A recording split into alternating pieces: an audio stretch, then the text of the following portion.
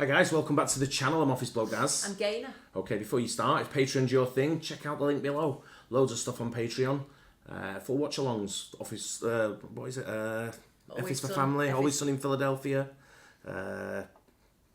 Modern Family. Oh, there's loads of stuff. The Quarterback. There's that much stuff on there, I can't remember. Yeah, welcome to Wrexham. And it starts at $3 a month. Helps support the channel. Yes. Goes all the way up to $5 a month. Cheap as anything. Yeah. Something different here. I've been getting into this channel and absolutely love it. Yeah. I'm into having my car washed, as you know. I get it washed all the time. I don't do it myself before anyone asks. I get a detailer to do it. Yeah. And he comes every week and makes my car nice and shiny. Yeah. And I absolutely love having a nice clean car. You do. So when I saw this channel, I thought, I've got to watch this. And I got into it, and it's absolutely brilliant channel. Really? Not seen this video, Okay. but this is the biggest video he's got on his channel.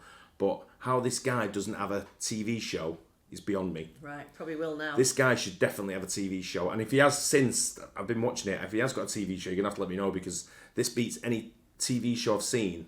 Watch a lot of car shows on TV. This beats them all. Right. But let's get into it. This is detailing the dirtiest car ever. First wash in 37 years of a Mercedes 280 SL. Let's get into it. I'm hoping it's been in a garage. 72. Oh, there you go.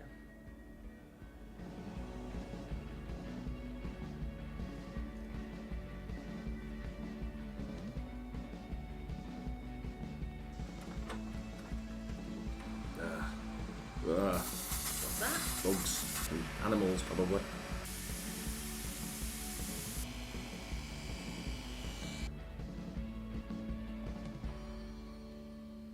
Oh, look, his little face. So this is my father's 1969 280 SL. He purchased the car. He's the second owner. He actually purchased the car while my mother was in the hospital just after she gave birth to me. And he drove this car every day for 10 years back and forth into the Bronx. Right now the car has over 100,000 miles, but it has been sitting since 1982. He had originally purchased a 62 Impala. I wonder how many cars are sat In garages. in garages that people just sort of like give up on. A lot. I know barn finds are a big thing, Yeah. right? And I know it's a massive. There's so many shows I watch where they have barn finds, but these you go to some of these. I remember Jimmy bought that Caddy. Yeah. That was a barn find type thing. His husband passed away, and he was just sat there for many years, and he bought it. He ripped her off, really. Yeah, he did. He sort of like went round and he knew that he was going to get a good deal, and he went, "Well, I'll take it off your hands for like $2,000." And he took it away for $2,000. It was worth about 25 grand, sort of thing. And she just wanted rid of it, and he bought it. And he was driving it around like it was like that. It was like a big massive boat, wasn't it? Sort of thing. It was great to drive. But I wonder how many there are around the world. I think there's a lot. I think there's probably a lot of older people who, for some reason or not, have been told they can't drive, so they just park the car up and never use it. Or somebody gets banned and just never. This is obviously going to need 100,000 miles on the clock. It's probably going to need restoring as well. Yeah, of course. As well as cleaning. Have to push it out, so it's obviously not got. A convertible. He had always wanted a convertible. Purchased the car, took it to his office near the Bronx, was stolen in a day. Eventually purchased another car, wasn't very happy with. Bought this car in January of 1972 and drove it every single day back and forth to the Bronx for 10 years.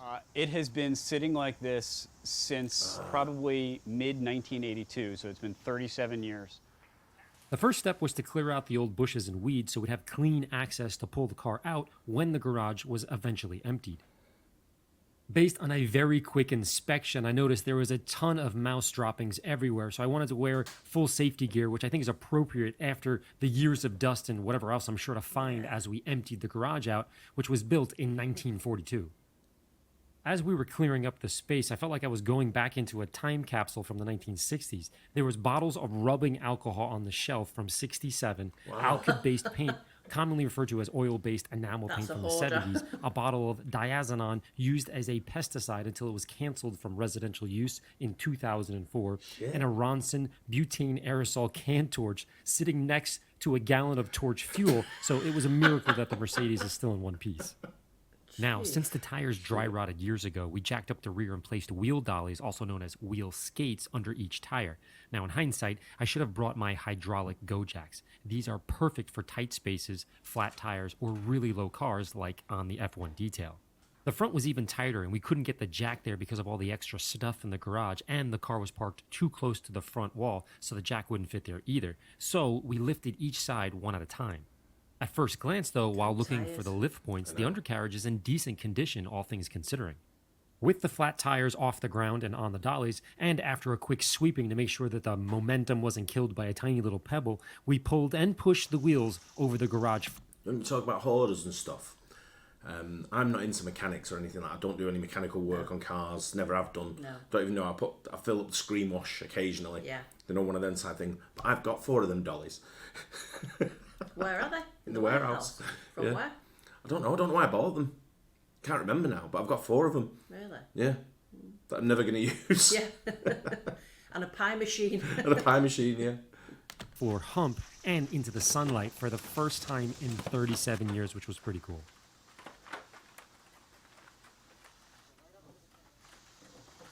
New Jersey. Is that where it is? Next, I opened the door and let in the first fresh air in a very long time. Oh, And I will say that the interior smelled absolutely awful. A mixture of mold, sort of musty-ish kind of smell, and decaying animals. It was really gross. Clearly, much of the interior will need to be replaced, but for now, the goal is to clean it up enough to surprise his father when he gets home later this evening, and to prepare the car for the Mercedes techs in the following week. As you can see, the door handle was really moldy, the steering wheel and the dash buttons were completely roached out, but to see David's expression of the memories as a kid in the back seat and him telling us stories off camera made this a very special detail for me. When we opened the hood, I was expecting a bit more corrosion, but it actually looked pretty good, although I did find the source of the horrific odor. More on this later. Infested. Opening the trunk for the first time in many years, I found the original highway flares in the box, Mercedes literature and maps, and manuals with gorgeous engine diagrams and pop-outs for repair, as well as other directions or guides in German from 1969. Now with all the treasure hunting done, it's time to remove the mold.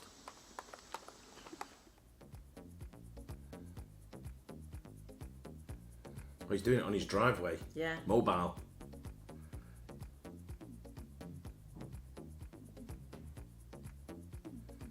It's so satisfying, isn't it, watching? Yeah. Like, To do this, we're using lather in the aerator, a scrub pad, and the interior brush that was cut down to 1 inch. For detailing like this, it can be helpful to have 2 different length brushes. To do this, take my normal sized interior brush and simply cut it down with scissors, making it stiffer and more aggressive when appropriate. When working on moldy cars, always throw away your towels when you're done. There's no sense in washing or reusing them, so it's best to use cheap terry towels. For round 2, we used a 50-50 mixture of vinegar and water and increased its cleaning ability by using a steam machine, all without introducing a stronger ratio of acidity. the difference already. I know.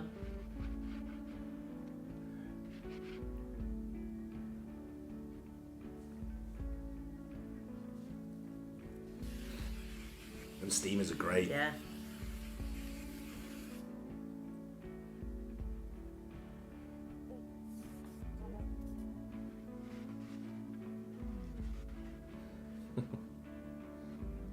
It's proper satisfying. Yeah.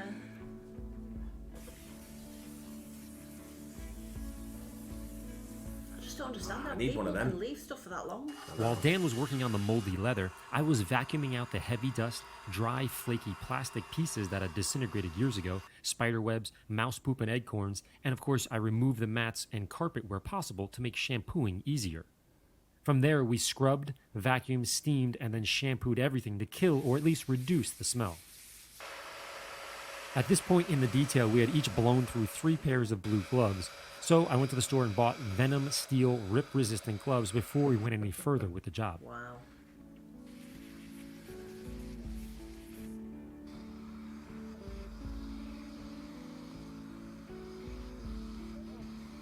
Bet some shit come out of that I house. know. Look brand new. With the mats in the sun, we moved to the steering wheel. Notice the color of the steam drips off the bottom of the steering wheel. Very gross. We also used a long or normal bristle length brush here. After cleaning up the dash a bit, Dan switched back to the short hair brush for the gearbox cover, along with lather and the steam machine with the direct spray tip. I never think about using a brush for me interior. You don't do anything. No, I know, but sometimes when I'm sat there, I can see dust like build up in the vent, and I stick your finger in. I'm like, dust on there, I need to get that out. But I'm thinking if I get a brush and an air blower like that, I can, and a steamer, and a full, what's it kit, I can do my own. But you won't. I'll put them on the dollies. It'll just all stay in the boot.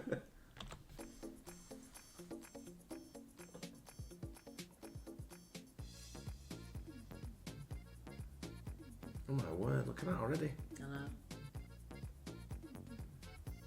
That yellow plastic's a bit thingy still. While Dan was working on the front, I focused on the rear leather and seatbelts. Now, my goal was to kill and remove the mold, but obviously I don't recommend using seatbelts in this condition and age. Yeah. Clearly, all this is being replaced upon restoration, but I don't want the mechanic to get sick in the process. Much the same idea as the Eagle Talon restoration. The car was stuck in the woods for many years and was getting shipped out of the country, but we needed to clean it enough so that it would not get rejected by customs, but not so much that it didn't make financial sense for the owner because it would soon be ripped apart in the restoration project as well. So it's the same kind of idea here. With the interior in better shape, we left the ozone machine in for a bit and focused on the exterior. Step one is kind of my favorite. Remove all the nests and hope nothing is still living in them. As you can see, we had a few tenants, but their time had passed. Next up, we used compressed air before potentially spraying water. Now, we do this because cleaning this much debris with water only makes it a soaking, wet blob of leaves and grass. Once the layers upon layers of poop and dust were blown off the paint, we soaked the car in frothy hoseless lubricant to make sure all the seals were functioning properly before power washing it. When I see cars getting soaked like that, I'm just thinking, how gleaming is that going to come out when it's finished? When I go at the car, sometimes in between, if it rains or anything, I jump in that car wash at the top of our road. And then when he starts spraying, he has that rainbow spray that goes on. It's like all purple and yellow and green. Sprays it all over. And I know my car's like coming out gleaming when he's finished. Yeah. This also gave the dry and brittle paint a bit of dwell time to lift as much of the baked-in grime before we hit it with water. Wow. While the paint was soaking, we installed a swivel head nozzle to the power washer to clean the subframe from the spiders and all the dust. Over the many years of pulling out cars from woods and barns, mechanics always thank us for power washing the subframe so they don't have to reach their hands into a nest and get bitten by a spider when the car is on the lift, which I would have never thought of, so I always make sure to give it a good blast. After our frothy test and knowing that the seals are tight, we thoroughly power washed the years of dirt off the paint. Next step was the wheels, trim, and engine bonnet before quickly agitating with a wet microfiber towel and soap and a degreaser, then power washed it once again.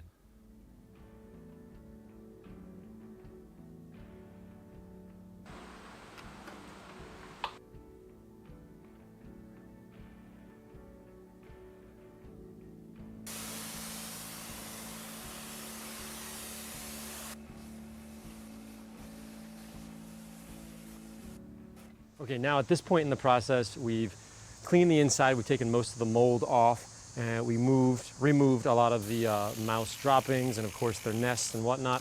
Now a lot of you are going to be asking, hey, what about the top here? Now the owner specifically asked if we could keep that top on for a couple of reasons, but one being they're going to flatbed it and take it to a restoration shop, and it's going to be an open flatbed, so they don't want to take it off with fear that we're not going to be able to put it back on. So that kind of makes sense, so no problem, we can work around that. The second thing is I know a lot of you are going to be asking, hey, how come you didn't take the seats out? He specifically said, hey, can you do me a favor, leave the seats in. Why? Because his dad is going to come home. He doesn't know that we're doing this. And his son, David, of course, is doing that for his dad. And he wants him to sit in the car and kind of feel the way that he felt back then, etc. There's more important things sometimes than just detailing. He wants his dad to kind of remember this whole experience. So at this point, I'm using air quotes here, we've washed it.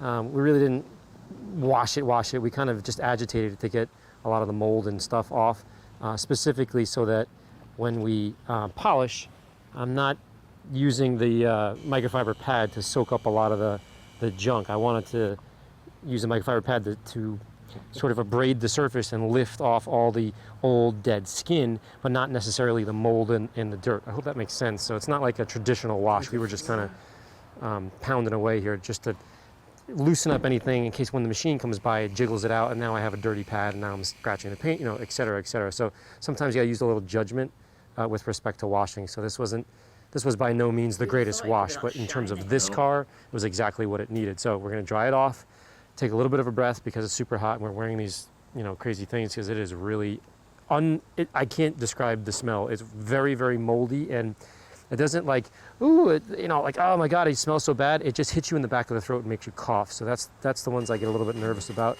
So we're wearing protective gear, and then we're gonna polish this thing out, and then go back inside and of course hit it again. You know, we still got a lot more work to do on the inside, but it's as clean as it's ever been. To restore the dry, oxidized paint, I first tried the Meg's microfiber cutting pad with 210 instead of 105 or 110. As you know, managing residue is going to be the main concern here, and naturally it was. After you buff the paint, if you can't remove the polish or wipe it clean, revealing the paint underneath, you as the detailer must stop and reassess what you're doing. The amount of dead paint being removed is overwhelming the pad and the liquid, or in other words, there's more dead paint than there is polish. The dead paint encapsulates the polish and it sticks to the paint, so it's time to change a variable and a technique.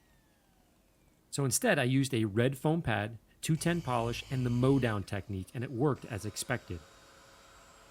For a step-by-step guide and specifics on how and why to perform the mow down technique, click the video link above on a new Ford GT to see graphics that help explain the technical aspects if you're interested.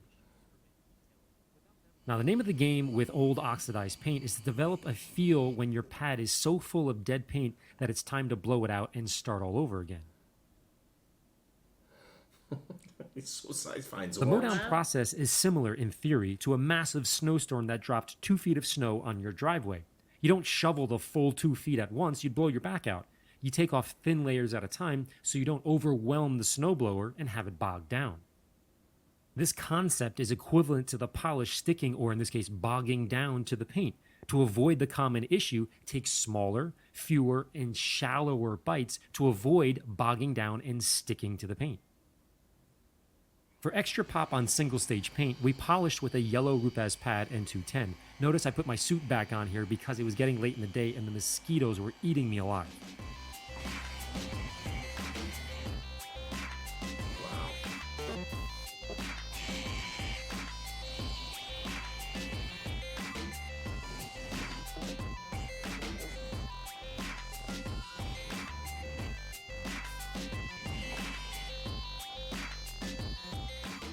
Afterwards, we quickly worked on the trim using a power drill, polishing wheel, and Flitz metal polish.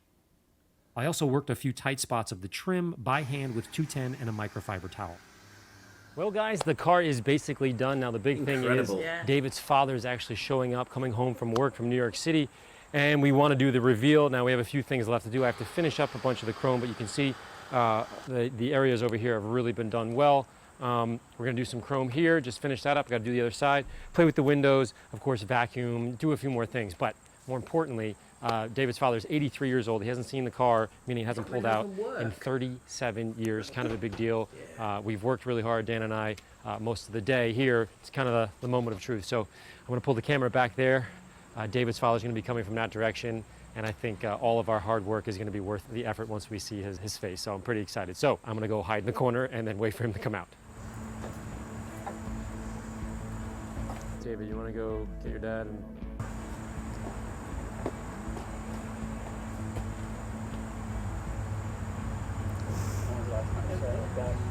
It looks like it used to look. There you go. Holy cow. Holy cow. That's amazing. It looks better. Good. Great. I'd like to hear that. Wow. Mint that, isn't it?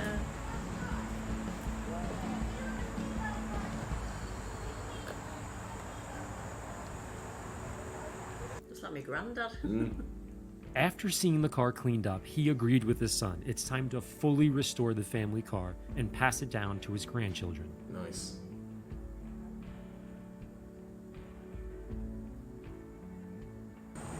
But for as long as 1982. 37? I was born in 81. I have shirts older than that. Yeah. What a great job. Yeah.